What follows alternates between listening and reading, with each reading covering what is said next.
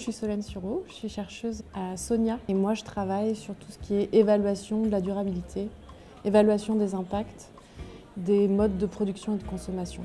Et moi, Marie Cudon, je suis professeure à Solvay, la fac économie-gestion, et je travaille plus sur tout ce qui est innovation sociale, finance participative, finance durable. J'ai parcouru ton article sur le supermarché coopératif à Bruxelles.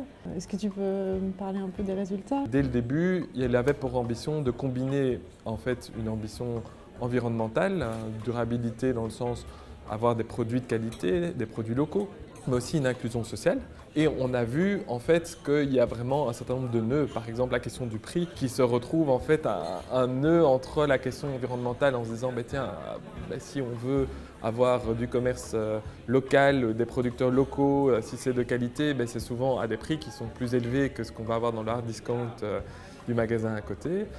Et donc il y a des perceptions aussi qui sont très différentes sur qu'est-ce qu'un prix juste entre des différentes personnes. Et il y a à côté du prix aussi toute la question justement de la tension entre le local, le durable et l'accessible. C'est marrant parce que vos conclusions font assez écho aux conclusions d'un projet de recherche sur lequel j'ai bossé aussi pendant la même période. Et nous on a travaillé avec 3 systèmes alimentaires alternatifs.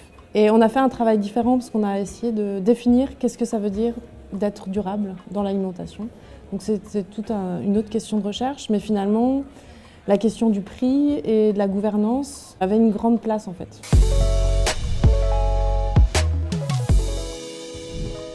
Et j'ai vu que tu viens de finir un projet sur l'exnovation. Et quand j'ai vu le terme, je me suis dit, mais tiens, c'est créatif. C'est quoi l'idée derrière l'exnovation?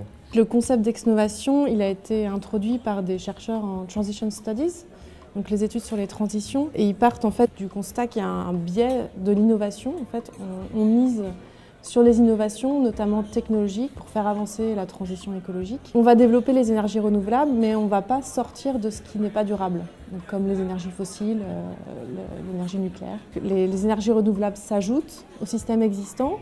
On n'essaye pas de diminuer la production des énergies fossiles et donc finalement les énergies renouvelables s'empilent au système. Ça fait augmenter les productions et finalement nos impacts environnementaux.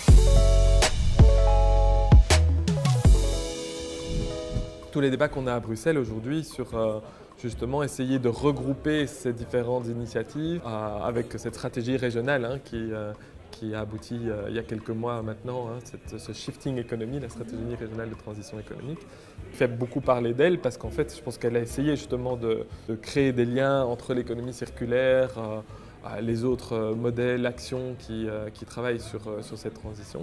Cette nouvelle stratégie régionale bruxelloise, elle est intéressante parce que la précédente stratégie, le PREC, le programme régional en économie circulaire, elle a mis l'accent vraiment sur le développement des innovations circulaires.